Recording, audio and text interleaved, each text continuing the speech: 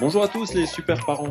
Nous voilà déjà à la dernière émission de cette série chouette, c'est l'heure de devoir. Dernière émission qui porte bien son nom puisque le thème en est terminé en beauté. Voilà, c'est ce que je vais essayer de faire avec vous aujourd'hui. Alors, avant de terminer, je vous rappelle le pari du début.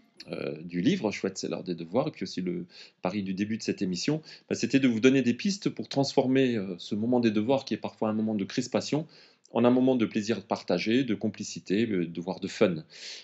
Alors, c'est pas difficile de, comment dire, de faire le bilan de ce qui s'est passé. Alors, est-ce que vous avez eu des fous rires? Est-ce que vous avez eu des plaisirs partagés? Est-ce que vous avez appris de nouvelles choses? Est-ce que vous avez fait de nouvelles découvertes, de nouvelles explorations?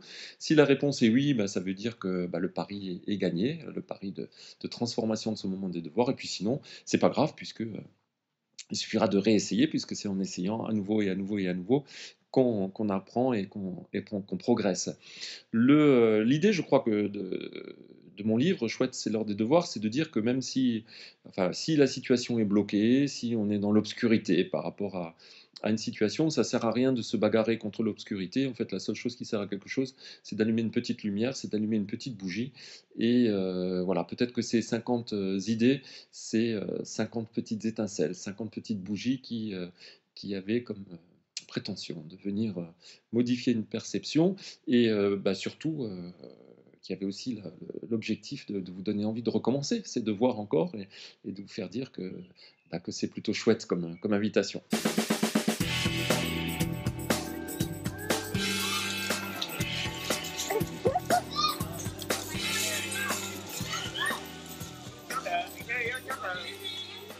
On a pour habitude de dire qu'il faut soigner les débuts. Quand on est prof, par exemple, on veille souvent à avoir de bonnes introductions, de jolies entrées en matière. Mais je pense également qu'il faut veiller à sortir de la même façon, c'est-à-dire de façon remarquable, et pour que ce soit une transition qui ait tout son potentiel. Bon, tout finit, on le sait, hein, tout est cyclique, tout finit, donc le moment des devoirs finit aussi, ouf d'ailleurs, tant mieux.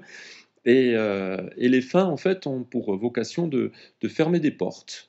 C'est un petit peu comme si on sortait d'un espace pour entrer dans un nouvel espace. Et donc, c'est un moment de transition qui est important. Et je pense qu'il s'agit de bien fermer la porte et de soigner donc cette transition. Parce que ça va conditionner un démarrage positif dans le nouvel espace, dans la nouvelle activité, dans ce qui va suivre. Et ce qui est intéressant, c'est de ne pas emmener du coup un sac à dos avec des préoccupations, des rancœurs, des émotions négatives, voire de la culpabilité. Nous, les parents, on est champions de la culpabilité, mais d'arriver plutôt dans ce nouvel espace, et quoi qu'il se soit passé avant, de façon plutôt légère. Alors, bonne nouvelle, il y a une vie après les devoirs, et tant mieux. Et il s'agit donc de commencer autre chose en gardant de la complicité, alors qui a pu naître d'ailleurs pendant le moment des devoirs, et puis on va pouvoir passer au repas, à la détente, au sport, au jeu, ou alors juste à une période où on fait rien, de façon détendue. Voilà. Première piste par rapport à cet après-devoir, c'est que surtout on n'en parle plus. Allez, on arrête de parler d'école, et surtout pas en mangeant. Parler d'école en mangeant, c'est particulièrement indigeste. Je me suis gâché beaucoup de repas à continuer à parler d'école et de mauvais résultats, parce que nous les parents on aime bien beaucoup parler de ça pendant les repas, c'est très très indigeste, donc évitez. On parle d'autre chose, on parle de choses qui font plaisir à tout le monde, ou alors on se tait, c'est bien aussi. Et ensuite, on ne laisse jamais, jamais, et c'est ma maman qui me disait ça, un enfant aller se coucher en étant fâché contre lui, donc on se débrouille pour faire la paix, et pour que le lendemain matin, de nouveau, on sera dans un autre, nouvel espace encore, pour qu'on puisse le redémarrer avec un nouveau début et toutes ces promesses. Voilà. Donc l'enjeu des fins, c'est de soigner ce moment de fin des devoirs, et je vais vous donner des idées donc pour finir en beauté.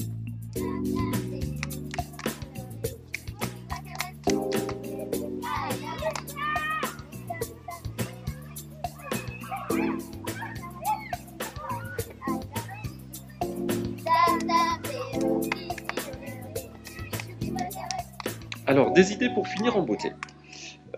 Bon, d'abord, je pense que il est intéressant de se débrouiller pour que votre enfant, et puis vous aussi, pourquoi pas, termine avec une petite victoire. Alors, une petite victoire, ça veut dire que qu'on soit bien sûr que une petite chose a été apprise, il y a eu quelque chose qu'on a réussi à faire, il y a eu un point positif, il y a eu une avancée, donc il y a eu quelque chose de constructif. Donc se débrouiller pour qu'il y ait une petite victoire pendant ce moment des devoirs, ça peut être se réciter une dernière fois une table de multiplication, ou une strophe d'une récitation, ou de réussir une addition, enfin quelque chose qu'on a travaillé de façon très légère, très facile. Voilà, une petite victoire à la fin, ça permet de montrer que ce temps qu'on a consacré au devoir, qu'il a été efficace. Voilà, donc on se débrouille pour qu'il y ait une petite victoire. Deuxième idée, c'est celle de faire un bilan, puisqu'il y a quelque chose qui se termine, et même si ce moment n'a pas duré forcément très longtemps, il est intéressant de faire un bilan. Donc ça veut dire qu'on va récapituler, tiens, qu'est-ce qu'on a fait et on vérifie qu'il n'y a pas de questions en suspens. Est-ce que tout est OK? On regarde dans la liste si tout a été bien fait, si on est au clair. On peut noter au moins verbalement le temps qu'on y a passé. Ça veut dire, tiens, regarde, on a mis 10 minutes, t'as vu, ça a été vite. Et voilà, ça permet aussi souvent de relativiser les choses. On prend le temps de ranger tranquillement ses affaires, son espace. On en profite pour préparer le cartable pour le lendemain. Parce que comme ça, il est bien sûr qu'après, c'est fini, on ne parle plus d'école, parce qu'il y a d'autres choses à faire, comme je vous l'ai dit. Et voilà, et on fait ce petit bilan ensemble. Tiens, aujourd'hui, comment ça s'est passé? Je trouve que ça a été plutôt bien, tu as vu, c'était plutôt cool, c'était intéressant ou pas, ou alors on s'est un peu pris la tête avec ça, voilà. Mais dire les choses, faire un bilan.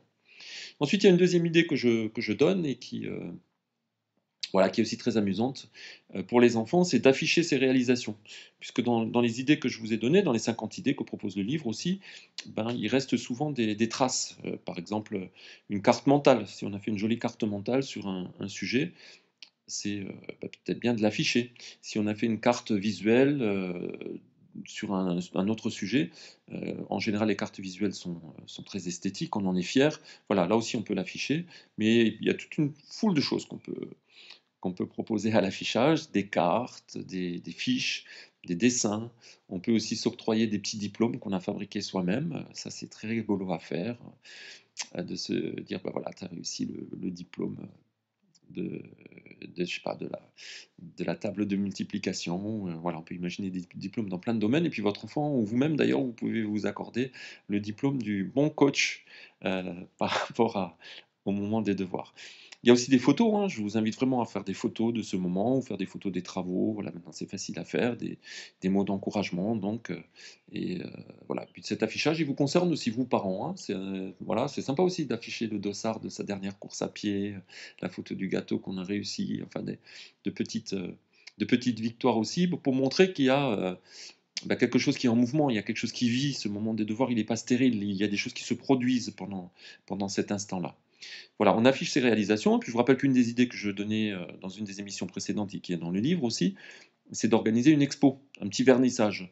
Donc voilà, on invite les copains, on fait un gâteau, parce que décidément je suis gourmand, et on fait un petit vernissage donc, de tout ce travail esthétique qu'on a affiché.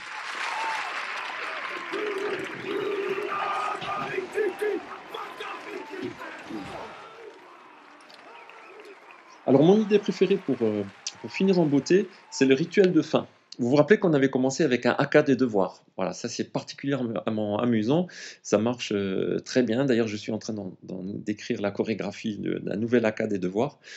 Eh bien, on peut remettre ça. C'est-à-dire que à la fin des devoirs, je vous propose d'inventer votre propre rituel de fin. Et alors ça défoule, ça permet de lâcher les tensions, parce que quand même, il peut y avoir aussi des moments de tension, bien sûr, pendant ces devoirs. Ça fait du bien au corps, ça fait du bien à la voix, ça fait du bien à tout le monde. Alors ça donne quoi?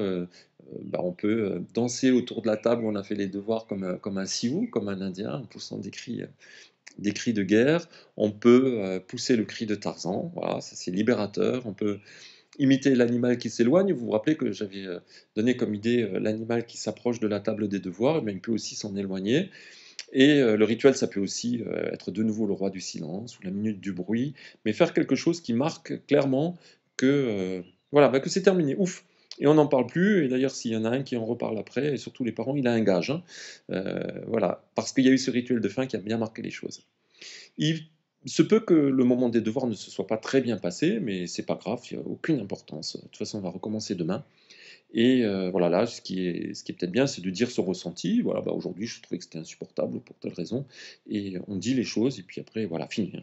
On n'en parle surtout plus et nous, parents, par contre, il peut être intéressant qu'on s'interroge sur les sabotages qui ont été mis en place pour arriver à ce résultat final qui n'est peut-être pas très concluant. Les sabotages, ils peuvent venir de l'enfant ou alors de nous, sachant que si ça vient de notre enfant, ben, ça veut dire qu'une des conditions pour bien apprendre n'avait pas été remplie, hein. Je vous rappelle que je vous propose aussi toute une liste qui donne le feu vert finalement pour arriver dans ce moment des devoirs. Donc peut-être que le feu n'était pas vert et que du coup on a un petit peu forcé les choses. Il se peut aussi tout simplement qu'on était de mauvaise humeur, donc voilà, bah, c'est tout, j'accepte, c'est pas grave. Voilà, et nous parents, bah, peut-être qu'on n'a pas été très dispo, peut-être que on n'était pas très à l'aise, peut-être qu'on est en train de vivre une petite tempête perso, voilà, peut-être des choses. Donc interrogez-vous sur les sabotages qui peuvent peut-être expliquer que ça se soit pas si bien passé que ça. Et puis de nouveau, je le répète, on relativise, c'est pas grave.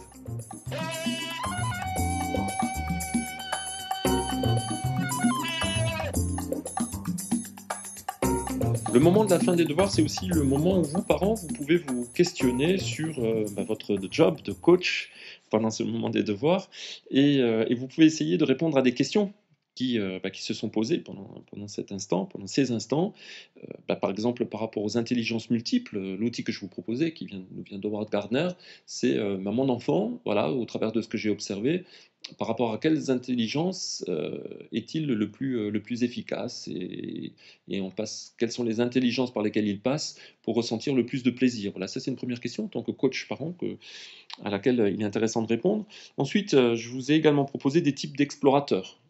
Donc quel type d'explorateur est mon enfant et comment est-ce que je peux l'aider à aller faire les explorations suivantes, les essais suivants. Est-il plutôt visuel, plutôt auditif, plutôt kinesthésique et moi-même, dans mon rôle de coach, est-ce que j'ai le mode d'emploi? C'est-à-dire, est-ce que je sais lui parler? Est-ce que je sais être complice? Est-ce que je sais porter haut ses couleurs? Est-ce que j'ai su installer un climat positif? Voilà, tout ça, c'est des questions qu'en tant que coach, on peut se poser. Et puis, ce qui est intéressant, c'est ce que je vais faire demain aussi, c'est voilà, mais sur quel point est-ce que je peux m'améliorer? Quels sont les outils nouveaux que je peux proposer? Est-ce que, voilà, à l'extrême, est-ce que c'est peut-être pas le moment de faire une demi-journée d'école buissonnière avec lui pour recréer une amitié, recréer une complicité? Voilà, posez-vous des questions de ce type par rapport à votre enfant et puis par rapport au rôle positif que vous pouvez jouer grâce à ce moment des devoirs.